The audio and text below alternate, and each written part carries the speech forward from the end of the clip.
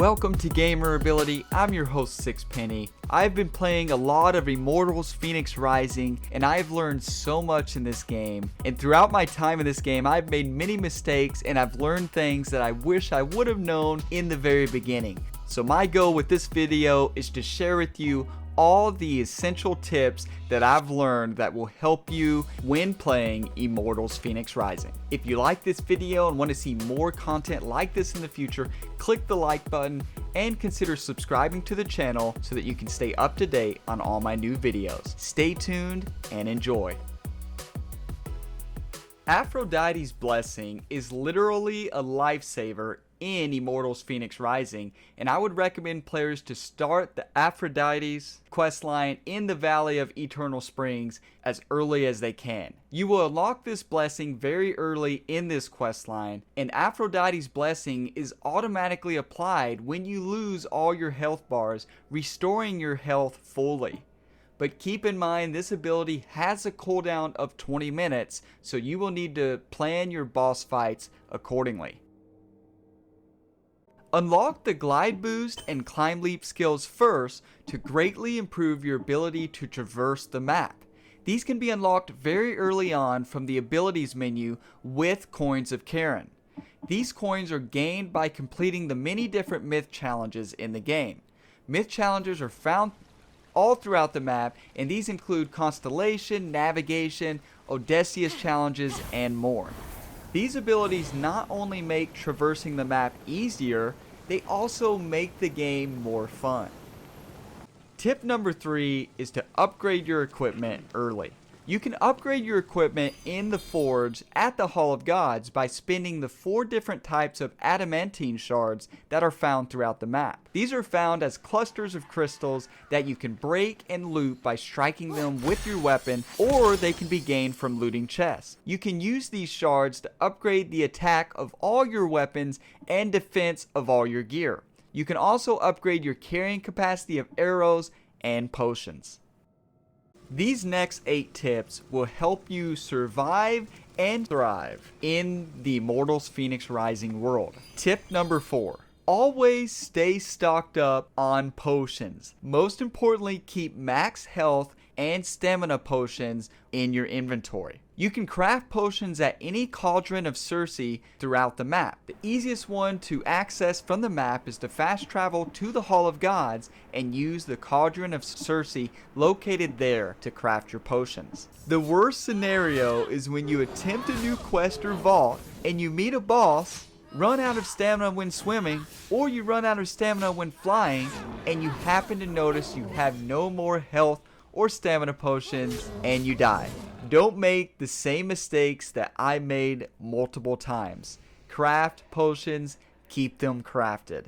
You can also upgrade your potion effects by going to your inventory menu, hovering over the potion sections, clicking on potion upgrades in the middle, and you can upgrade how many chunks of health are refilled.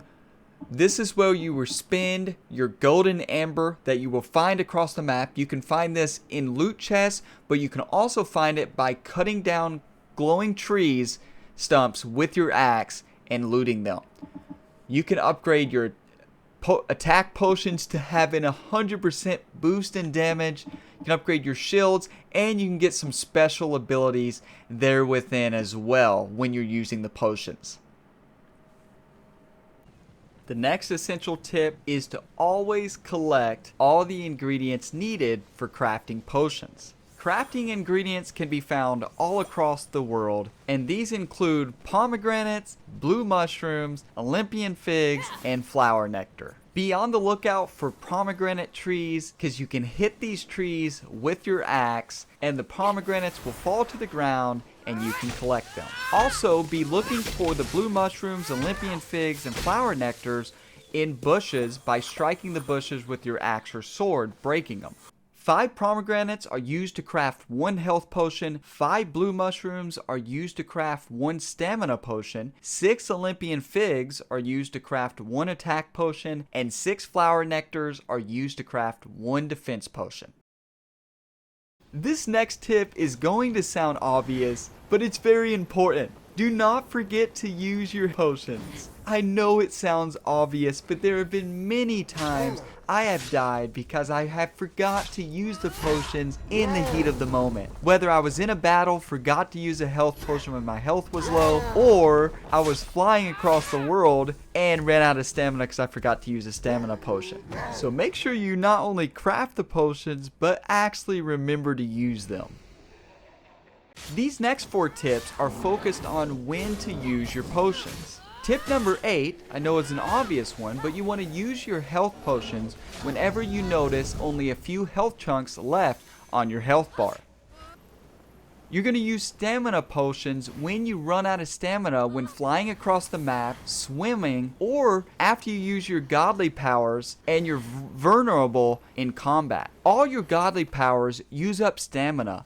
And if you run out of stamina completely, there will be a longer stamina cooldown penalty. This cooldown penalty has led me to die multiple times, so stamina potions have also saved me many times when I remember to use them. So I try to never go without stamina potions. Tip number 10. Use defense potions whenever you use your last health potion in combat to dampen each monster's attack. You can also time defense potions right before you know you're going to get hit by a boss's attack so that you can dampen its effect. I highly recommend you use defense potions every time you face up against a boss monster. 90 seconds of improved defense can go a long way, especially when playing on higher difficulty levels. My last potion tip is to use attack potions when you're facing boss monsters, or combine attack potions with defense potions when your health is low to help you win the fight quicker. To maximize damage output when you're facing bosses, use the attack potion as soon as the enemy's stun meter is full. This will allow you to really crush the boss with higher DPS because this is when the boss is most susceptible to attacks. Now I know that I talked about the stun meter in the last tip, but for tip number 12, the yellow bar beneath an enemy's health is the enemy's stun meter.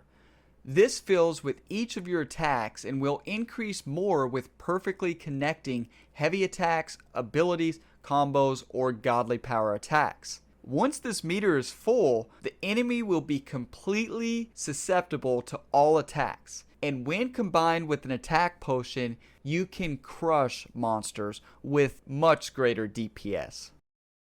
So now I'm going to move into combat tips. Tip number 13. When in combat, use perfectly timed parries and dodges to counter monsters to both avoid damage and gain the attacking advantage. A good defense can lead to a very strong offense. Now remember, you can only parry enemy light attacks, the attacks that appear white in color. You cannot parry heavy attacks, the ones that appear red in color. And in these cases, you must perform a dodge. To parry on a controller, you want to hit LB and RB at the same time, or L1 and R1 depending on what controller you're using. You want to hit the parry buttons right as an enemy attack is about to hit you. A perfectly timed parry will slow down time and allow you to crush your foe. I recommend a combo of light, and then a heavy as a counter when you perform a perfect parry. When you're facing against ranged flying monsters, you can use your parry right when the ranged attack is about to hit you to deflect the attack back to the attacker. Now to dodge on a controller, you're going to tap X and then move the analog stick in the direction you want to dodge. You will want to time the dodge right when an enemy's attack is about to strike you. This will lead to a perfect dodge and slow down all the enemies, making them susceptible to attacks. And also, you can dodge multiple times in a row, and I often use this to dodge away from the enemy and quickly dodge right back in the same direction I came from to unleash a fury of attacks on the monsters. Combat is one of my favorite things in this game, and I just recommend you have fun with it. Experiment with different combat abilities, experiment with different godly powers, do a lot of different combinations, and just have a lot of fun with it. Tip number 14 is another combat tip. You can sneak up on enemies by crouching, and you can use a stealth attack to cause significant damage to your opponent, and this shifts the advantage in your favor. Tip number 15. You can tame animals throughout the map and gain them as your mount. Summon your mount at any time by holding down the Y button on the Xbox controller, and of course this will be a different button on another controller. Some mounts have greater stamina than others, and there are also many amazing legendary mounts spread across the map that players can tame. And you can also switch between mounts you have tamed in the game's inventory menu. I don't want to spoil any of the mounts that you'll find in the game, but just know that there are many amazing mounts in this game.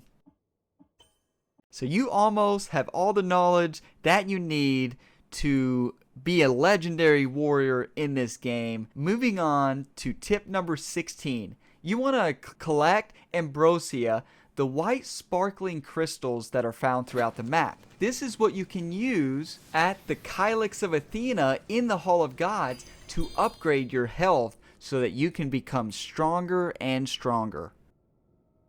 Tip number 17. Complete as many vaults as you can so that you can collect Zeus's lightning. And you can use these to add a chunk of stamina at the bench of Zeus, which is located at the Hall of Gods. Tip number 18. When you use Farsight to survey an area of the map, at the top of each ancient Greek god statue, spend the extra time finding and marking everything that you can. This will save you from having to come back to the area and find more points of interest at a later time. Tip number 19 is very important and it can be very helpful. Always manual save right before starting a quest and especially before entering a vault. The reason for this is because sometimes you will meet a boss monster within a vault. If you die while fighting a boss, the game will load back right at the same boss. This can lead to very frustrating moments, especially if you're out of potions or the boss is too strong for your current abilities. In this case, you may be lucky enough to have an autosave before you entered the vault. However, from personal experience, I was often left fighting the boss multiple times until I won the fight. The best way to avoid this is by manually saving right before you enter a vault. This will allow you to load this save and come back at a later time more prepared for the fight. Last but not least, upgrade your godly powers with Karen coins to learn new powerful attacks and abilities. Now you have all the skills that I wish I would have had when I first started playing this game. You're going to be much better than I was. And most of all, have fun with this game. Experiment with different abilities. Experiment with different builds, different upgrades. It's a very fun game. So much to explore, so many activities. Have fun out there. Let me know if you have any questions down in the description below, or if I missed a tip that you like that has really helped you, let me know below. If you made it to the end here, you are a true champion. Welcome to Gamer Ability.